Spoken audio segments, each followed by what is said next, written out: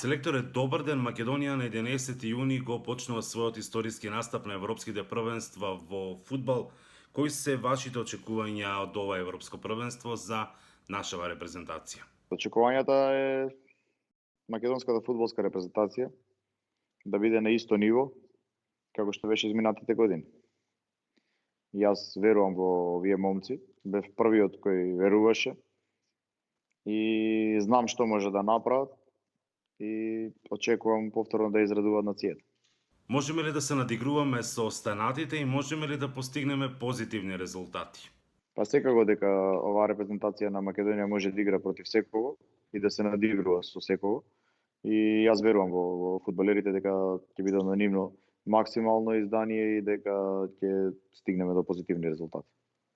Дали првите два надпревари во групата со репрезентациите на Австрија и на Украина се одлучувачки за нас? Па зарем може да кажеме за надпревар од Европско првенство дека не е клучен. Секој надпревар што го играме на Европско првенство е клучен. Тоа се наши историски надпревари и на сите надпревари ние ќе дадеме максимум.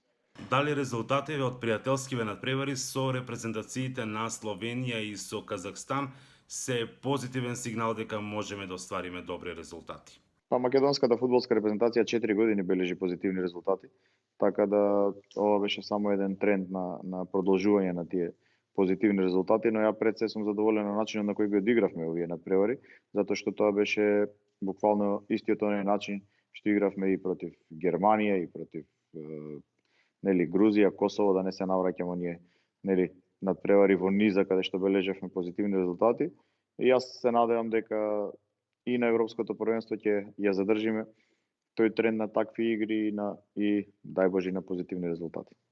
Селекторе, подготвувате ли некоја нова тактика, ќе има ли изненадување во тој дел? Не, јас сето она што го работев изминатите 5 години од мојот прв ден, така ќе биде и на Европското првенство, така да сите оние формации и начин на игра кој ги применуваше македонската фудбалска репрезентација ќе бидат исти и на Европското првенство. Оди ли Македонија комплетна на ова европско првенство? Кај добивме најрадосната вест, тоа е Енис Барди дека има негативен тест и со задоволство се приклучува кон остатокот од тимот. Дел од светските медиуми македонската фудбалска репрезентација ја сметаат за аутсайдер на ова првенство. Што мислите вие? Па само нека не подценуваат. Селекторе, дали целта ни е единствено поминување на групата? Па јас кажав дека тоа никој не го побара од мене, дека јас ќе барам од фудбалерите да ја поминеме групата и како цел го поставив тоа и ние ќе се бориме да ја оствариме таа цел. А јас верувам дека фудбалерите можат тоа да го направат. Ваша порака до целата македонска јавност пред настапот на ова европско првенство? Што да порачам?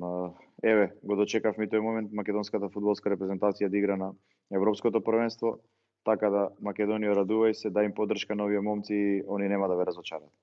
Ангелски, дали и после завршувањето на европското фудбалско првенство станувате на кормилото на македонската фудбалска репрезентација или заминувате за тренер на италијанска Дженова, како што информираат дел од медиумите?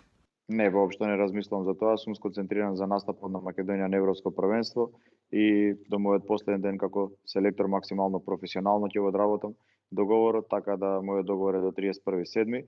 Но кажав, сконцентриран сум на настапите на Македонија на европското првенство, а за понатаму кога ќе дојде време.